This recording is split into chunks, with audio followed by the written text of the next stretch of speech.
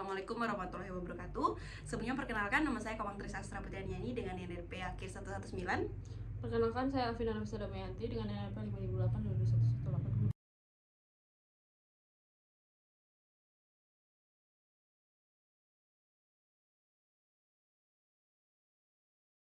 Case di sini, lalu kita memilih komponen listnya itulah add.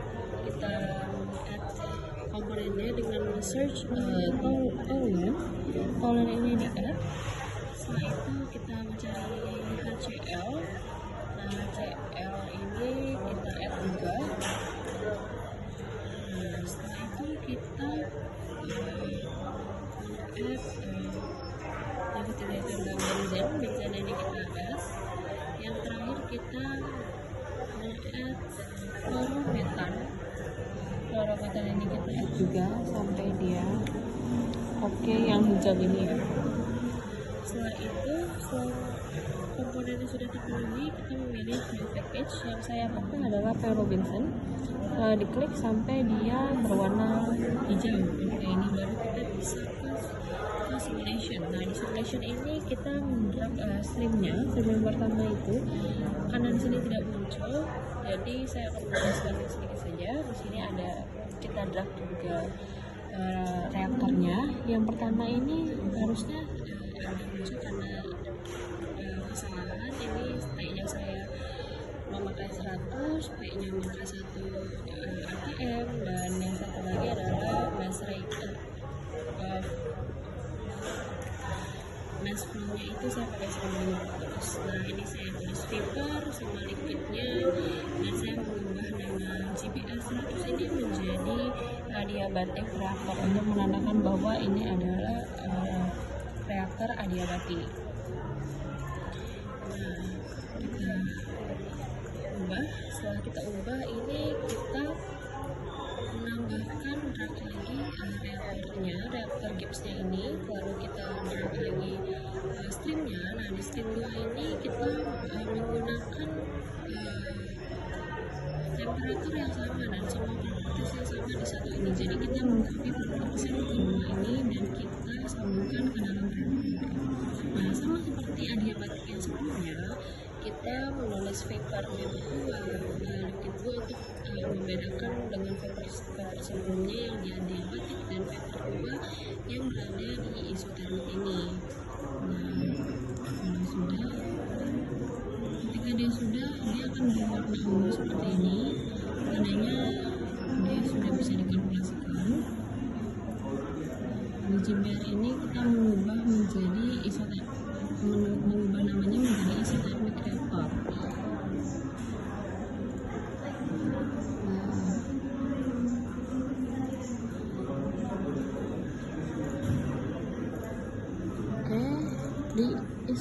Setelah itu kita ke case study, terus kita add. Di add ini di variabel yang umum ini kita add stream 1 dan mendrag temperatur untuk yang kedua dengan variabel khusus, yaitu dengan mencet vapor karena di sini tidak muncul karena ada kesalahan dari liquidnya. Di sini harusnya vapor, terus kita pilih temperatur, lalu kita drag variabelnya. Setelah itu, ini harusnya kita menyelesaikan Q1 terlebih dahulu. Ini kita kembali dulu ke Q1 nya, karena ini masih bersifat untuk di case. Untuk saya hanya menambahkan untuk case 2 nya, untuk isothermic reaktornya.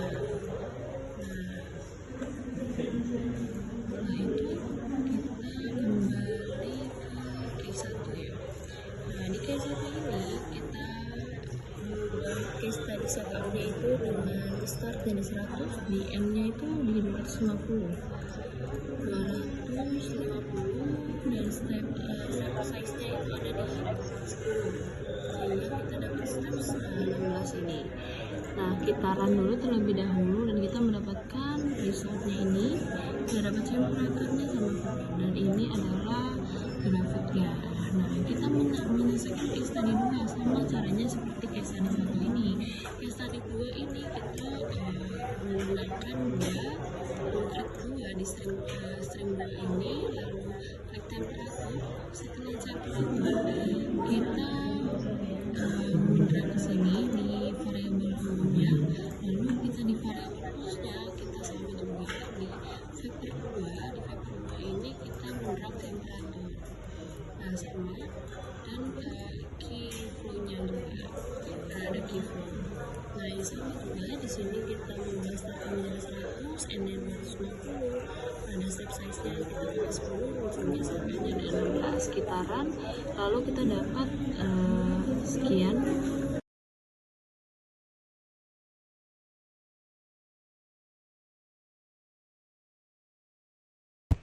Baik, di sini saya akan menjelaskan simulasi dan aplikasi dari Aspen Plus untuk menganalisis neraca massa dan neraca energi dari kasus yang telah disimulasikan pada Aspen HiC sebelumnya.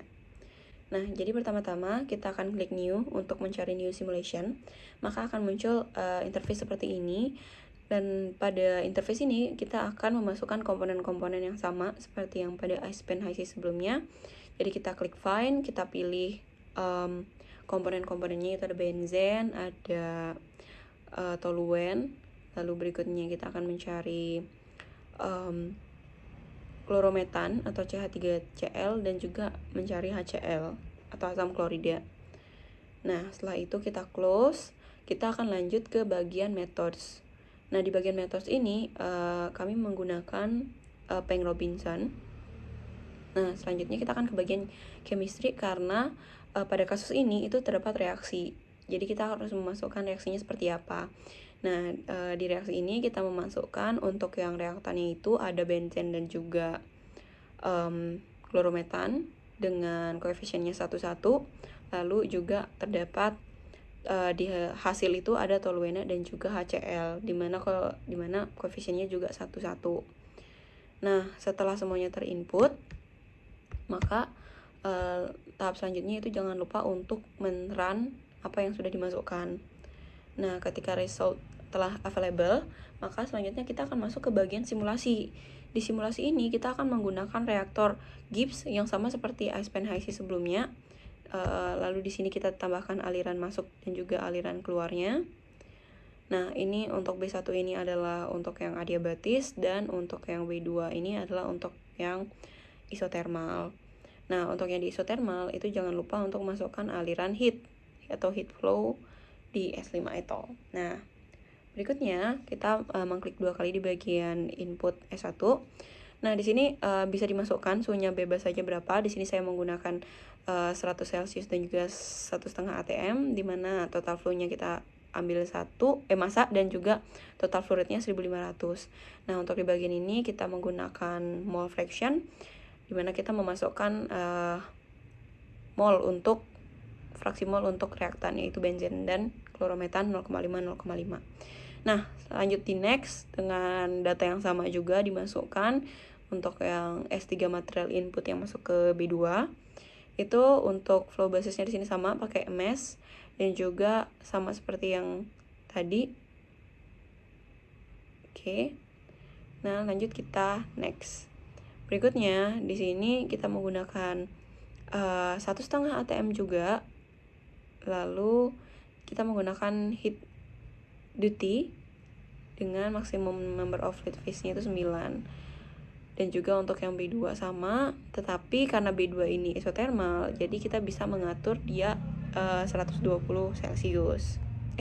Celcius, maaf. Nah, selanjutnya kita next lagi teman-teman, karena ini sudah datanya udah semua yang ke isi. Selanjutnya ketika di next, maka akan ada tampilan seperti ini, yang artinya dia sudah bisa menghasilkan resultnya. Nah, untuk mengecek resultnya itu bisa dicari di kolom blocks dan juga di result untuk B1 dan B2 masing-masing.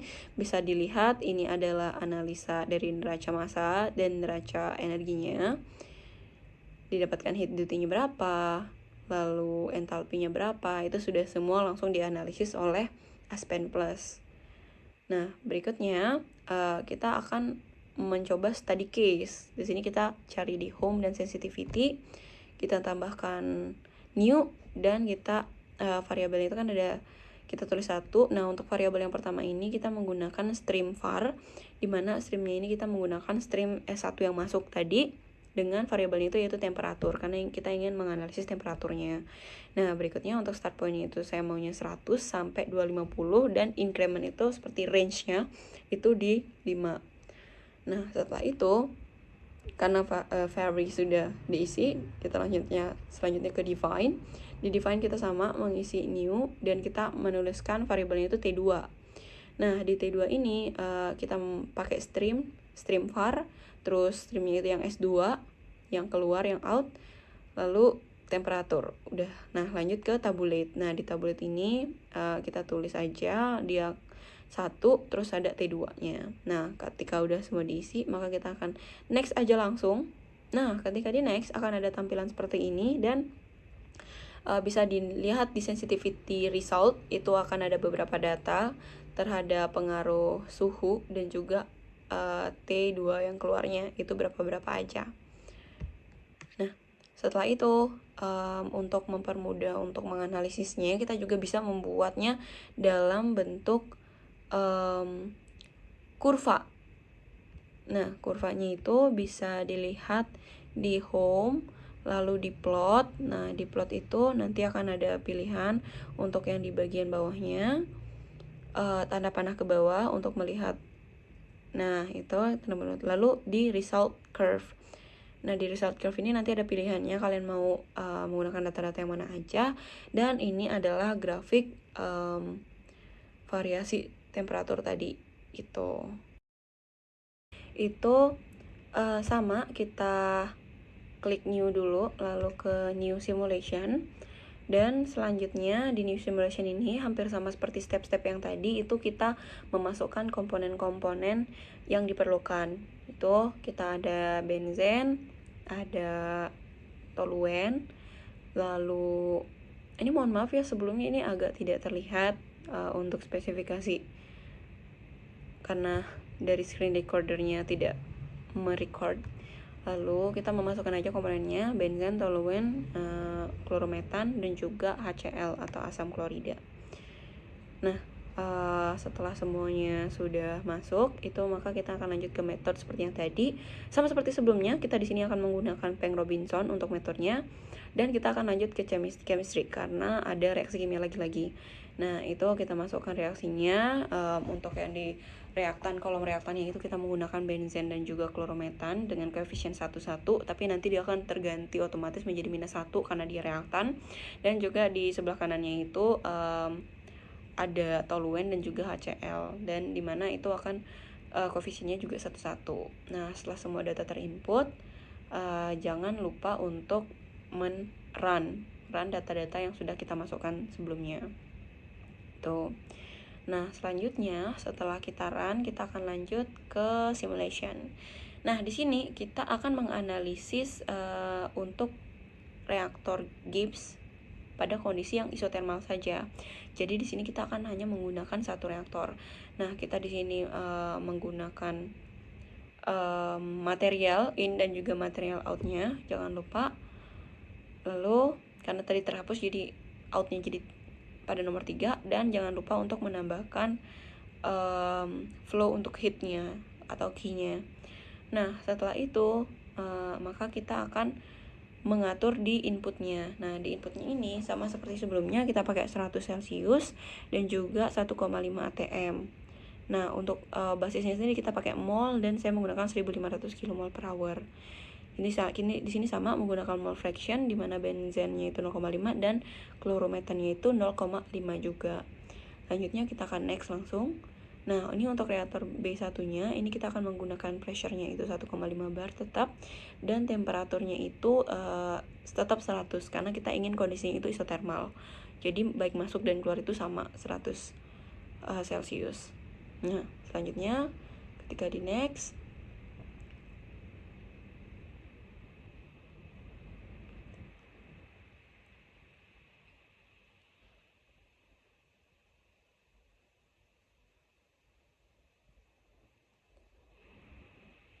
kita menganalisis di sini. Oh ya, untuk yang S3 outputnya kita belum isi ya teman-teman, jadi diisi juga dengan kondisi yang sama, terus molnya juga sama 1500. Makanya oleh karena itu, karena tadi ini yang pada outputnya itu belum diisi, ketika di run dia tidak bisa karena masih kekurangan data. Jadi kita isi dulu, dia tetap 1500.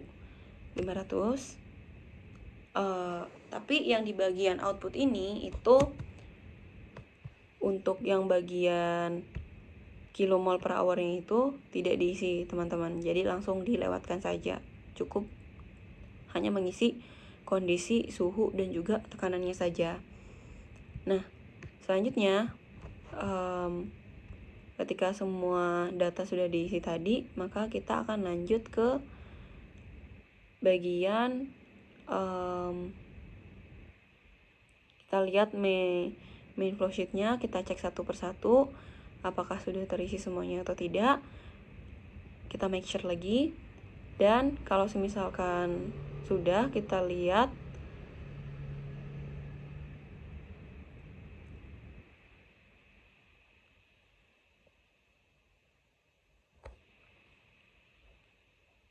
dan kalau misalkan udah, itu langsung aja kita run. Nah kalau misalkan udah run dan resultnya available, itu bisa kita lihat di blocks dan juga di result. Nah ini adalah neraca energi, balance-nya baik dari enthalpy dan juga massa. Lalu di sini ada phase composition-nya juga. Nah kita juga bisa melihat menganalisis steam-nya satu-satu. Jadi di sini kebalik ya teman-teman, harusnya 1 sama 3. Jadi bukan 3 tapi nanti ini karena satunya itu adalah steam masuk dan 3-nya itu adalah steam keluar. Jadi di sini kita pakainya 1 dan 3. Nah, ketika udah 1 dan 3, kita bisa lihat di sini ya teman-teman, ada berbagai neraca massa yang terlihat di sini. Dari masuk dan keluarnya itu ada yang tadi hampir sama, terus semua data ratanya pada intinya adalah semua sudah tercatat di sini di Aspen Plus. Mereka sudah langsung menganalisis, dan di sini ada mole fraction-nya.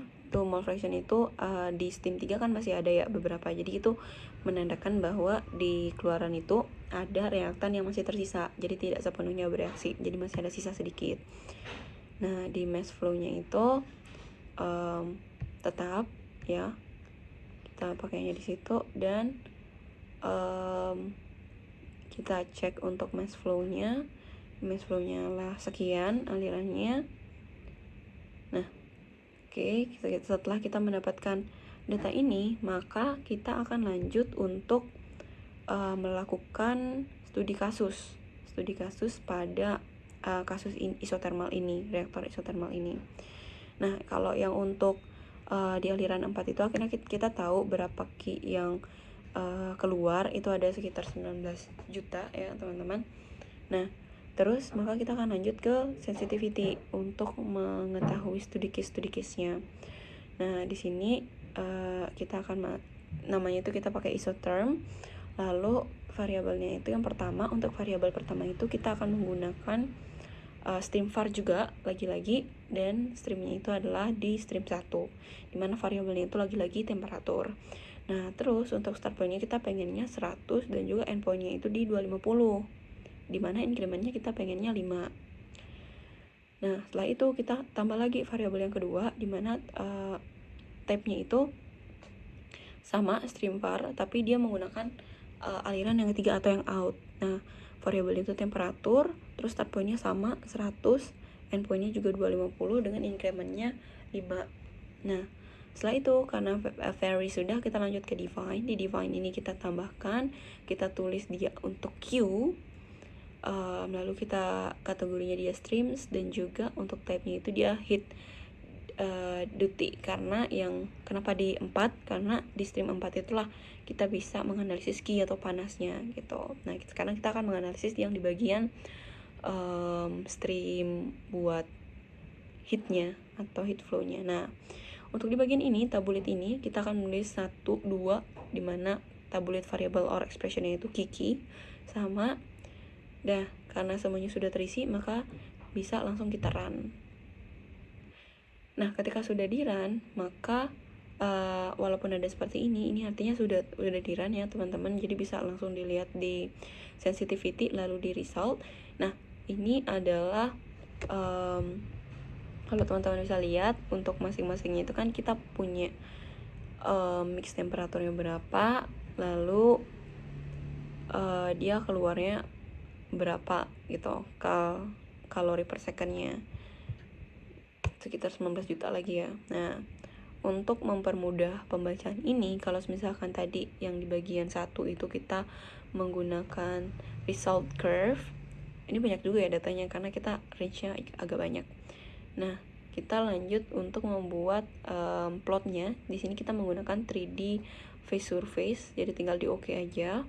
Nah, ini adalah tampilan dari analisis untuk data-data yang telah kita dapatkan tadi. Nah, kalau bisa dilihat pada diagonal ujung biru sampai ujung merah yang di sebelah kiri, ujung biru kanan dan ujung merah itu hampir sama ya diagonalnya di situ. Itu. Nah, mungkin sekian video simulasi untuk Aspen Plus kali ini. Terima kasih.